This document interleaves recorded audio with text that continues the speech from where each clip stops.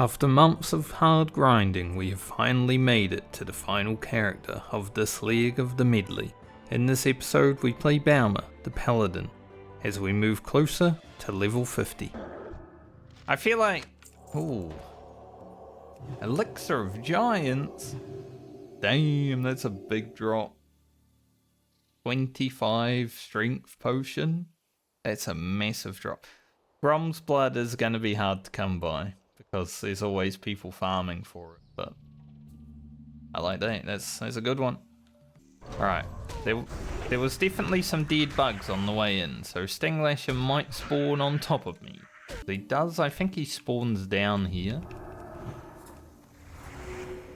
and just walks up the path, but he could also be in a totally different cave. Ooze covered thorium? I can't mine it yet. Seeing that down here is crazy though. Felt pretty tense in here on the druid.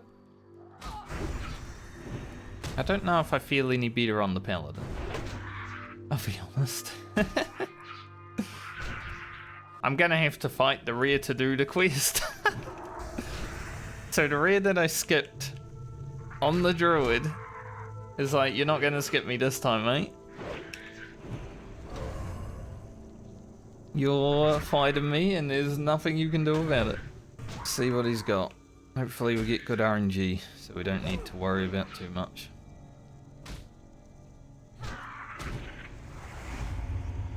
Got a poison, we can just things like...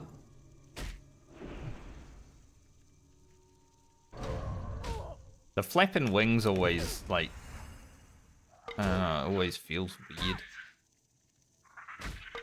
My eyes. Okay, he had a poison. Other than that, pretty rubbish rare. Man, if those were of the beer... so that rare wasn't actually that bad. I think I could have killed it on the druid in the cave, honestly. I was just a bit worried that he might have a, you know... we fought a rare in Duskwood, healed itself to full every time it was about to die. And that was the first time I ever fought that rare. I'm just like, I don't really want to fight rares in a cave. For the first time. Hello, Stinglasher. I'm leaving now. Alright, let's go see about freeing those fairy dragons. Well, that was eventful, I would say. Going into the cave and seeing the rear right on top of the quest and being like, well, I can't avoid him this time. It's like a good story between the characters, you know. We didn't kill it on the druid, so it is now a menace for the paladin. It's the stuff that I like in the Hardcore Medley. It's like when a character dies, you know, when Garland died, we've had revenge against that mob that killed him a few times now. They're gonna run everywhere, that's the problem. Gonna run everywhere, they're gonna aggro everything. Hopefully about 2 minutes is enough to save 6 of them.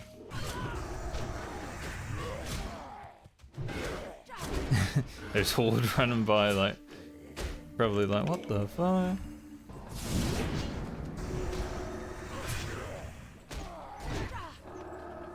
Why are they all angry?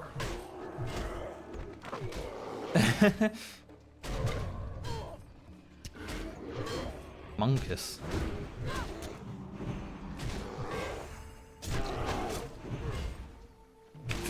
Gonna healing pot.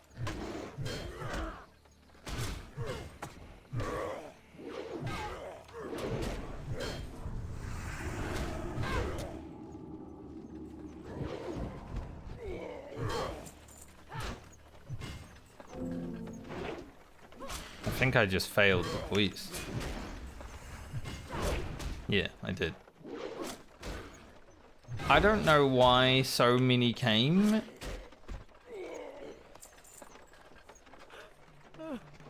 We're not out of time. We had a minute left. Like, what the fuck? I did not even fail the timer. We've run out of time, my ass. I don't know why so many enemies came running there. Those horde came by and it looked like the foreign were like aggroed onto the horde. Like I saw one of the horde characters in one of their portraits. I know more mobs will spawn, but let's get it done.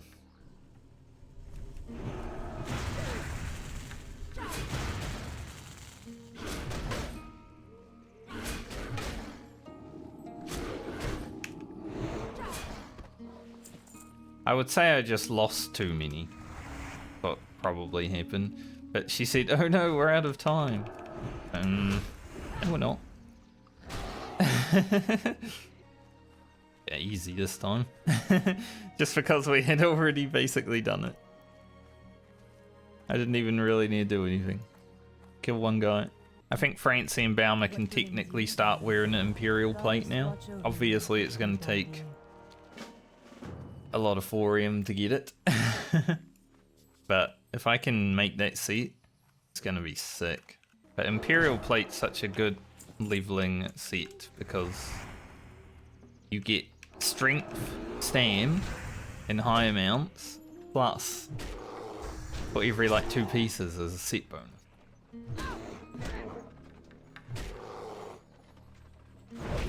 So that's going to be quite awesome if we're able to do that. I would say the next time we play Francie is probably going to be trying to get as much of that as possible. So we might spend a few days mining thorium in like Unguro or something. 50,000 experience to go for this level, but we do have a lot of experience banked up right now. And when we arrive back here, we're going to get so much. Like 10,000 experience just for handing in a quest. So I think we're currently banked up like 30k XP. Pretty good. Means we're getting relatively close to 48. 360. If you say so. The hit chance should give you like, you know, less chance to resist, but it is spell hit that would dictate that on judgment. So it doesn't work like that in Classic. Not that the hit chance is really... I mean, it's helping. I feel we're doing damage more often than not now. Before the hit chance, we were missing so. I know there'll be people out there who love playing Paladin and they're like, not Consecrate? It's crazy. I just don't think Consecrate does that much damage, honestly. I'd rather hit some crits more often than like a 20 tick damage. Sure, it's nice for a little bit of AoE, but how often do you really need AoE? I need to hit attacks all day. I do need better weapons though. As we're approaching level 50, the weapons that we have in the medley are not that great now. Rock Pulverizer, and obviously Whirlwind Axe for Francie. Level 50 is going to be pretty rough if we don't find a few weapons, I think. Our rogue has a good one. It's set until 60, honestly. With Phantom Blade, that character's good. I think our Paladin is just struggling from lack of gear at this point, honestly. Obviously we're trying. In the limitations of the hardcore medley, we can't just go to the auction house and buy a full set of beer plate. I did find this stint though. Just wondering if I should go to Foulwood at 48 and start grinding furbolgs. Like, we can leave the furball grind until we really need to go and do it though. Foulwood would also give us our first world buff that we can actually use. Because I am allowing myself to use Songflower Serenity. Because it is something that I would have to get myself. Now I'm going to collect the items, I'm going to cleanse the Songflowers if I have to, otherwise I'll just delete them. I don't care if they're cleansed or not. It's the same thing. Like, the reason I didn't allow world buffs in the first place, because when I got my first Onyxia buff on Francie at level 16, I noticed it gave me over double the attack power that I had. And obviously a lot of crit. And I'm like, damn. I'm just going to be doing like double damage right now. And critting nearly every attack. It's going to be insane. So I thought about it. I logged off for the night. I was like, could I just outlaw world buffs? We're going to spend so many feathers levitating over that water on the priest. Tell you that now. We got to go down to Falanar. But I also need to go to Darnassus. Gotta go to Tanaris, which I think I'll do first. But might as well go to Falanar on the way. Unguro crater's starting to light up. The thing is, if I go to Tanaris, I could just stay here for a little bit of time and do like the ogres, thirsty goblin, noxious lair. I don't think there's any training I really have to do at 48. Yeah, we literally get nothing. Like, I don't even know if I want to train the resistance auras because I doubt that I will use them while leveling. And I doubt that I'm going to play my Paladin that much after hitting 60 if we get there anyway. We at least have a lot of quests available to us on Belma. This was not the case for Friend. There's a little bug way over there. Yeah. So because of Ret Aura, they just spawn and immediately die. It's like the same as Fawns or, you know. But this isn't too bad because of Ret Aura.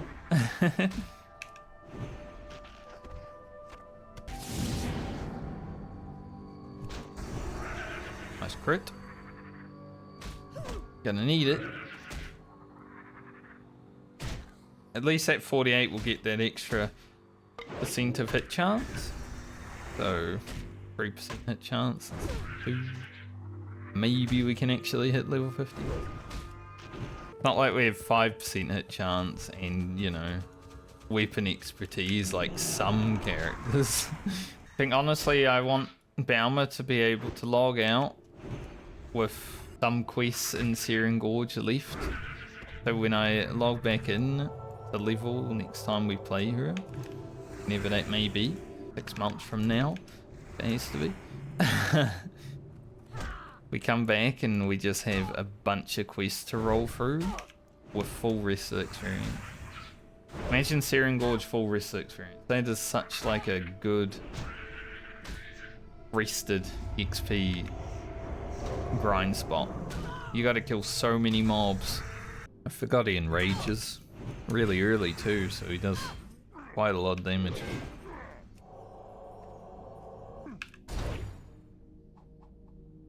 Hammer of Wrath went to the moon. Like, at least we got Hammer of Wrath to finish him off, but it went flying up through the cave. Still can't believe I've spent 27 days playing Hardcore Classic and I haven't found an epic, but I've only spent 5 days on my non-medley character and did find an epic. Bit rough, honestly. Like, you'd think the time spent playing one would have happened by now on the medley. Nope. There was that one mob that I couldn't loot in Strangleform Vale. I bet he had the epic. He was like on a cliff and I tried my best to loot him. Take that. Don't know if I use it. 2 strength, 2 stam, 1 agile, 1 int, 1 spirit that level. Pretty nice. And we get 1% more hit. We're gonna go Guardian's Favor next. Kinda wanna try out Blessing of Kings. I think I should be able to do all the quests here that we've got right now, other than the escort. Probably could do the escort, it's an easier one, but I don't really want to right now. But the Jadus, we could probably scale the Altar of Zul and get it done. We've got Bubble, you know, we can just run away. And these green oozes are only 46. They felt like level 50s when I was doing them on my druid, I'm gonna be honest. So much resist. It's crazy. Like they have extra resistance against damage. Seems okay on the Paladin thus far. always nicer when you crit while you're fighting, because then, you know, you get to use the extra damage that you're doing. It's definitely a fun thing, doing more damage. When you crit on the last attack, it's like, oh. I mean, it's a crit, I got glowing hands, but I don't get to do the extra damage now. Give him a big stun and crit. Aw. That could have been 800 damage. Yeah, the Jade Oozers on the Paladin, much better to fight than the Boomkin. It's just nice to not have, you know, everything resist while you find the mob, honestly. I came over here because that Warlock was over there, and I was hoping to be able to get the Jade Oozers. And now he is over here. But that's okay, I need wolves anyway. Of course, I get on my mount and then one's like, oh, I'm here by the way. I will do the Altar of Zul, because I'm thinking I just clear up there. I explore the place after running up there, and then I bubble and use Nifty Stopwatch and run away. I don't really want to fight the two elites up there, that's not gonna happen. Maybe give them a stun and a repentance, perhaps? But other than that, you just run. I wonder if the Warlock would also like to go up the tower. I don't really want to do it with someone, because I just want to run in there and bubble, right? So it would actually be more annoying to have someone with me.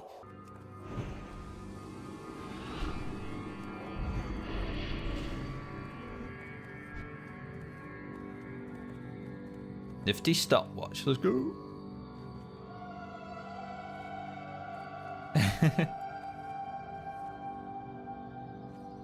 Alright, we should be de-aggroed now. Nice. Job done. I think it's the first time I've used Nifty Stopwatch to actually do something combat-wise. Usually it's just to make a boat or something. What's on like your in Booty Bay. Be good.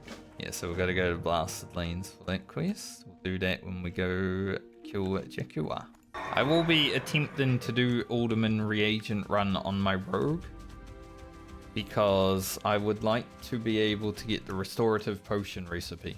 And I have to do that first. And then I gotta go fight a dragon, I think. Maybe two. So I think we'll be trying that at like level 50 on the rogue. I didn't know Questy had this. I completed that quest January 21st of this year. That's crazy. It's been that long. Flame Reef, you know. Do not move when Flame Reef is cast or the raid blows up. That's a tricky one for people to not move. There are two things that I've killed my raid with in World of Warcraft when I first got there. One was Burn Adrenaline, because on the first pull of Vale Strass back 20 years ago when I first did Blackwing Lair, I got Burn Adrenaline first in my guild, and my leaders did not explain what it did. They were like, let's pull it and see what happens. So I stood there DPS and I was top DPS, I was blasting, I was like, holy shit, this is awesome. I didn't read the debuff though. I blew up, everyone died. And then in TVC, I got Flame Reef first. Once again, my raid leaders didn't explain what it did. I blew up the raid. Man, I just keep getting these fucking bomb mechanics. Baron Geddon was a bit different, but there is a story of Baron Geddon that happened. We took a shaman that wasn't really a raider in my guild into Molten Core because we were doing like alt runs and stuff. So it was fine to bring him. And he got the bomb. The first bomb of the raid. And so my raid leader whispers him, you are the bomb, you know, the automatic whisper. And this shaman replies back, I know, thanks. And then blows up the raid. That was one of the funniest things that has ever happened in a raid in World of Warcraft, honestly. The whole raid just like exploded in laughter after that. It was so funny. He was a good friend of mine. I've still got him on BattleNet to this day. Like, you know, we were friends 20 years ago. He's probably only there because of that, honestly. He made it memorable. Do we need strength potion? Might as well use it. We've got a bigger one now. As soon as we get on that rogue, we're making some 25 strength potions. Thankfully, because this, it was rubbish now, wasn't it?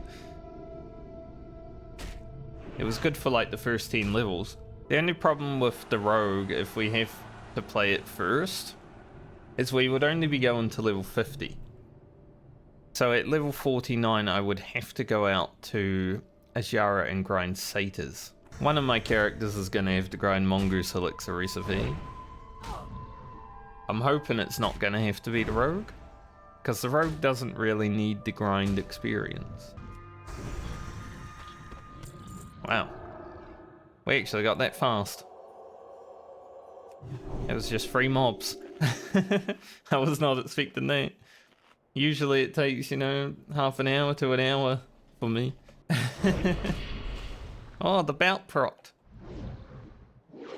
I am using this bout. There's a 1% chance to inflict shadow damage to the attacker, which isn't huge, but as a ret paladin, you know, doing a random shadow bolt every now and then, not the worst thing. 1% chance isn't huge, but you know, it's not nothing. Here's Tuga. I am hoping to be able to do Tuga on the way out, so hopefully no one comes along and steals him. Tuga's quest is always interesting for me because, for the one, I don't like taking him back to his wife. Because that's the reason he ran away. You know, she's always demanding food and stuff, which is, you know, he's the hunter-gatherer, he's the provider. But he had to run away so he could have a nice, quiet time, and now we've got to take him back there. Let's get you back to your wife. Alright, there's 30 minutes. Come on. The quest where you got to walk across the desert. 24.99 health. I'm like a price tag. Tuga, we made it. Now your wife can complain about you not bringing her food. And now he goes and gets lost again. Level 48 coming, or 49 coming right up.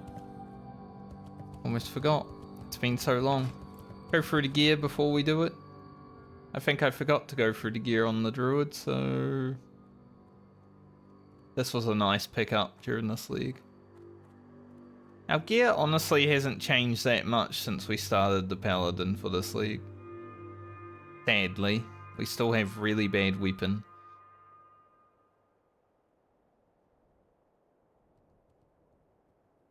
But, you know, standard.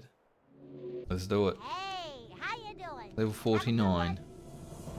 Keep it real. Keep it real.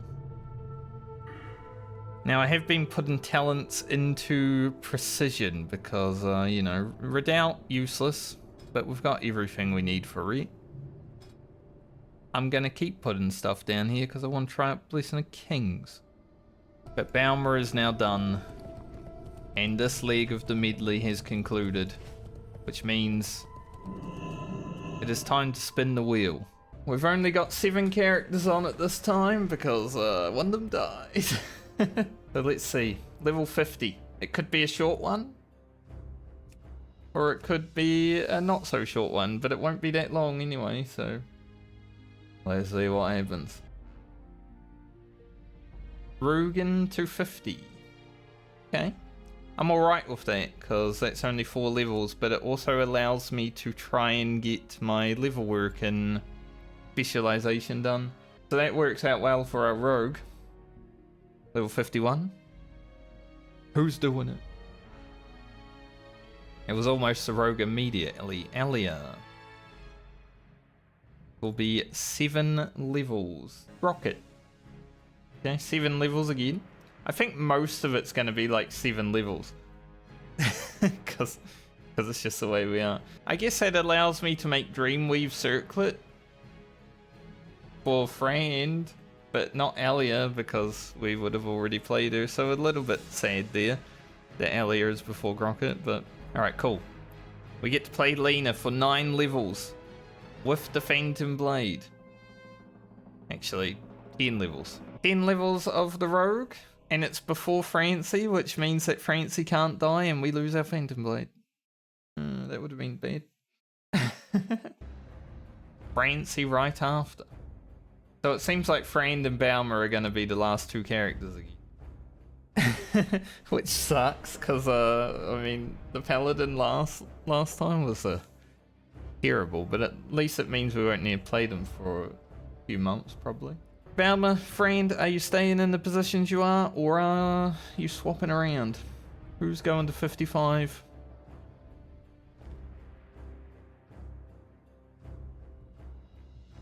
That was so close. That was 50-50, but Friend is going 55, and then Belma will be 56. Thankfully, it's only 7 levels, because we lost our Warlock. But yeah, Belma last again. I didn't even swap most of the characters. Lena went down to here from first, and then it just stayed the same. Francie, Friend, Belma, like last time. Next leg of the journey. Rugen going to 50, Alia to 51, Rocket 52, Lena 53, which is going to be quite fun. We're going to be getting into the good grinds. We're going to be in the Plague Lands with Phantom Blade. 54 for Francie. Scary, because Warrior with Whirlwind Axe. Hopefully we can find the Executioner's Cleaver beforehand. 55 for Friend, and 56 for Belma. So 7 levels for each of these last ones. Like, I had to do 12 levels last time I leveled Friend. At least I don't have to do that.